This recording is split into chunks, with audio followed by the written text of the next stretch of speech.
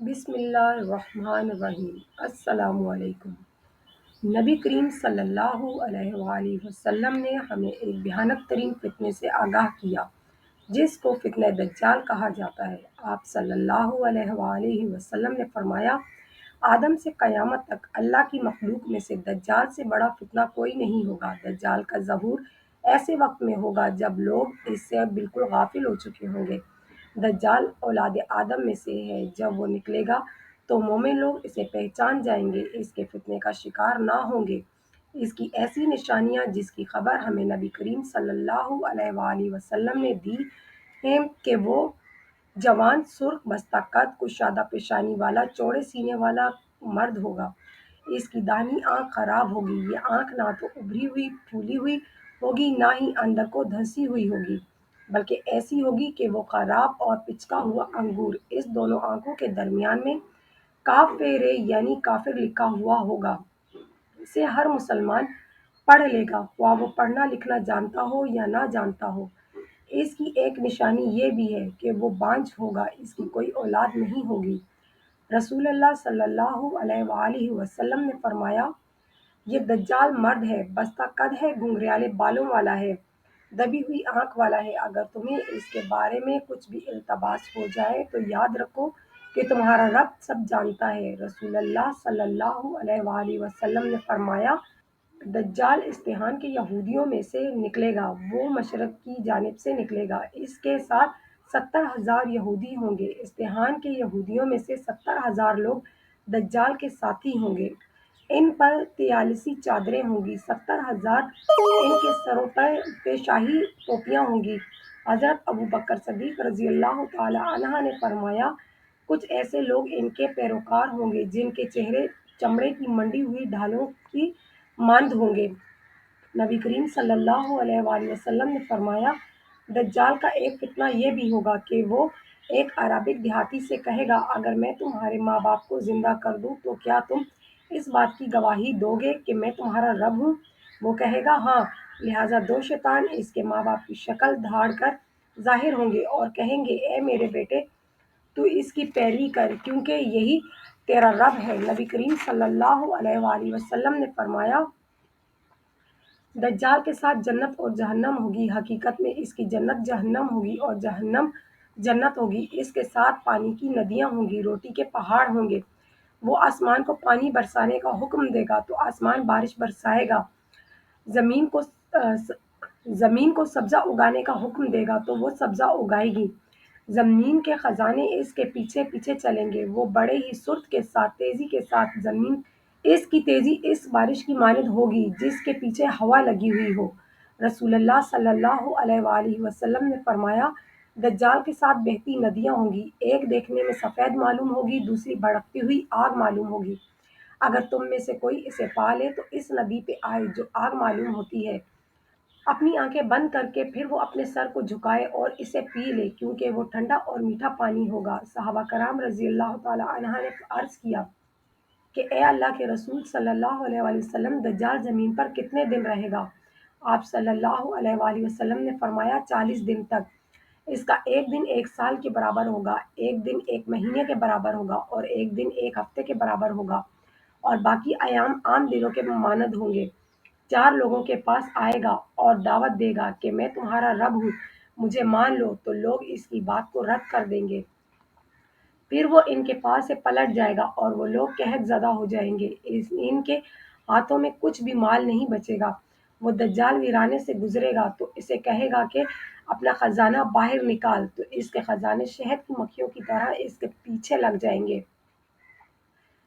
फिर वो एक ऐसे शख्स को बुलाएगा जो भरी हुई जवानी में होगा तो इसे तलवार मारेगा तो इसके दो टुकड़े एक निशानदही के फासले पर अलग अलग जा गिरेंगे। फिर वो इसे बुलाएगा तो वो हंसते हुए इसके जानब इस तरह आ जाएगा कि इसका चेहरा खिला हुआ होगा। दज्जाल मक्का के सिवा दुनिया की हर सरजमीन पर जाहिर होगा। इसके पैरोकारों की कसरत होगी। इसका फितना आम होगा। थोड़े से मोमिनों के सिवा कोई भी इससे बच नहीं सकेगा। इस मौके पर हज़रत ईसा अलैहिस्सलाम दमिश्क के मशरकी हिस्से में मस्जिद के सफ़ेद मीनार के पास अपनी दोनों हाथ फरिश्तों के कंधों पर रखे हुए नाज़िल होंगे। نزول کے وقت حضرت عیسیٰ علیہ السلام کے سر کے بالوں سے پانی کے قطرے موتیوں کی طرح ڈھلکتے ہوئے نظر آئیں گے۔ جب آپ سر جھکائیں گے تو ایسا محسوس ہوگا کہ پانی کے قطرے ٹپک رہے ہیں۔ حضرت عیسیٰ علیہ السلام آسمان سے نازل ہوتے ہی غلبہ اسلام کے لیے جہاد شروع کر دیں گے۔ حضرت عیسیٰ علیہ السلام کے عہد مبارک میں تمام ادیان ختم ہو جائیں گے۔ دنیا میں صرف اسلام کا بول بالا ہوگا۔ اللہ کے مومن بندے حضرت عیسیٰ علیہ السلام کے ارد گرد جمع ہو جائیں گے۔ پھر وہ مسیح دجال کی کثرت سے انہیں لے کر چل پڑیں گے اور حضرت عیسیٰ علیہ السلام کے نزول کے وقت دجال بیت المقدس کی جانب متوجہ ہوگا۔ پھر حضرت عیسیٰ علیہ السلام اسے باب لوط بیت المقدس فلسطین کا ایک شہر ہے میں جا پکڑیں گے۔ جب دجال انہیں دیکھے گا تو ایسے پگھلنے لگے گا جیسے نمک پگھلتا ہے۔ حضرت عیسیٰ علیہ السلام اسے پکڑ لیں گے، اسے اپنے نیزے سے قتل کر ڈالیں گے۔ اس کے پیروکاروں کو شکست سے دوچار ہونا پڑے گا۔ پھر مومن لوگ ان کا پیچھا کر کے انہیں قتل کر دیں گے، یہاں تک کہ شجر و حجر بھی کہنے لگیں گے، اے مسلم، اے اللہ کے بندے، یہ یہودی میرے پیچھے ہے، آ اور اسے قتل کر دے۔ صرف جھاؤ کا درخت ایسا نہیں کرے گا کیونکہ وہ یہودیوں کا درخت ہے۔ اس طرح ملعون کے قتل سے اس طرح خطرناک فتنہ ختم ہو جائے گا۔ ایک دفعہ آپ صلی اللہ علیہ وسلم نے تمام صحابہ کرام کو جمع کیا۔ آپ صلی اللہ علیہ وآلہ وسلم نے فرمایا، تمہیں معلوم ہے میں نے تمہیں کیوں جمع کیا ہے؟ لوگوں نے کہا، اللہ اور اس کے رسول ہی زیادہ جانتے ہیں۔ آپ صلی اللہ علیہ وآلہ وسلم نے فرمایا، تمیم داری جو اسلامی آدمی تھے وہ آئے، انہوں نے بیعت کی اور وہ مسلمان ہو گئے۔ انہوں نے ایک ایسا واقعہ مجھ سے بیان کیا جو مسیح دجال کے بارے میں ہے۔ انہوں نے مجھ سے کہا، وہ قبیلہ لکھنوزان کے 30 آدمیوں کے ساتھ ایک بحری جہاز میں سوار ہوئے، پھر 1 ماہ تک سمندر کی موجیں ان کے ساتھ کھیلتی رہیں۔ آخر میں مغرب کی جانب جہاں سورج غروب ہوتا ہے اس طرف جزیرے کے ساحل پر ان کی کشتی جا لگی۔ چنانچہ یہ لوگ جہاز کی ڈونگیوں پر سوار ہو کر جزیرے میں داخل ہو گئے، جہاں ان کی مد بھیٹ ایک ایسے جانور سے ہوئی جو بہت بالوں والا تھا۔ انہوں نے کہا، تو کون ہے؟ اس نے کہا، میں جساسہ ہوں۔ انہوں نے کہا، یہ جساسہ کیا ہوتا ہے؟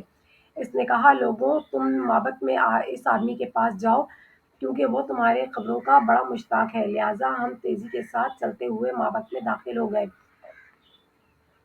چنانچہ ہم اس میں کیا دیکھتے ہیں؟ ایک دیوہ ہیکل جو ہم نے اپنی زندگی میں کبھی نہیں دیکھا تھا، بہت ہی مضبوطی کے ساتھ بندھا ہوا ہے۔ اس کے دونوں ہاتھ اس کی گردن سے لگا کر کس دیے گئے ہیں، اس کے گھٹنوں سے ٹخنوں تک لوہے سے جگڑ دیا گیا ہے۔ ہم نے کہا، تیری ہلاکت ہو، تو کون ہے؟ اس نے کہا، اب تم میرے بارے میں جان سکتے ہو، پہلے تم بتاؤ تم لوگ کون ہو؟ ہم عرب کے لوگ ہیں، ہم ایک بحری جہاز پر سوار تھے، ایسے وقت میں سمندر میں آئے جس وقت سمندر میں طغیانی تھی، لہٰذا 1 ماہ تک موجیں ہم سے کھیلتی رہیں۔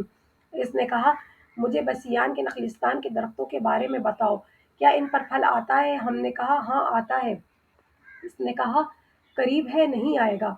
اس نے کہا، مجھے کبریا کی جھیل کے بارے میں بتاؤ، اس میں پانی ہے؟ لوگوں نے جواب دیا، اس میں بہت پانی ہے۔ اس نے کہا، قریب ہے، اس کا پانی جاتا رہے گا۔ اس نے کہا، مجھے زرر کے چشمے کے بارے میں بتاؤ، کیا اس کے باشندے چشمے کے پانی سے کھیتوں کو سیراب کرتے ہیں؟ ہم نے کہا، ہاں کرتے ہیں۔ اس نے کہا، مجھے نبی کے امتیوں کے بارے میں بتاؤ۔ ہم نے کہا، وہ مکہ سے نکل کر یثرب میں پڑاؤ ڈال چکے ہیں۔ اس نے کہا، اہل عرب نے ان کے ساتھ جنگ کی؟ ہم نے کہا، ہاں کی۔ ان لوگوں کے ساتھ انہوں نے کیا کیا؟ ہم نے کہا، وہ اپنے ارد گرد کے عربوں پر غالب آ چکے ہیں۔ انہوں نے کہا، ان کی اطاعت قبول کر لی ہے۔ اس نے کہا، اچھا، کیا ایسا ہو چکا ہے؟ اس نے کہا، ان کے حق میں یہ بہتر تھا وہ ان لوگوں کی اطاعت کر لیتے۔ اب میں تمہیں اپنے بارے میں بتاتا ہوں، میں مسیح ہوں اور قریب ہے مجھے خروج کی اجازت دی جائے تو میں نکل پڑوں گا، پھر میں زمین کی سیر کروں گا، میں 40 دن کے اندر اندر ہر بستی میں پہنچ جاؤں گا، صرف مکہ اور مدینہ میں داخل نہیں ہو سکوں گا کیونکہ یہ دونوں مجھ پر حرام ہیں۔ میں ان میں سے کسی ایک میں بھی داخل ہونا چاہوں گا تو ایک فرشتہ اپنے ہاتھ میں ننگی تلوار لیے میرے آڑے آ جائے گا، مجھے اس میں داخل ہونے سے روک دے گا۔ اس کے ہر راستے پر کچھ فرشتے متعین ہوں گے جو اس کی نگرانی کر رہے ہوں گے۔ آخر زمانہ کے فتنوں اور ہاتھ سے بچنے کے لیے نبی کریم صلی اللہ علیہ وآلہ وسلم کی ہدایات سیکھنا اور ان پر عمل کرنا ہر مسلمان پر لازم ہے، کیونکہ اللہ رب العزت جو بیماری نازل کرتا ہے اس کا علاج بھی بتاتا ہے۔ نبی کریم صلی اللہ علیہ وآلہ وسلم نے فرمایا، جس شخص نے سورۃ الکہف کی ابتدائی 10 آیات حفظ کر لی تو وہ دجال کے فتنے سے بچا لیا گیا۔ سبحان اللہ۔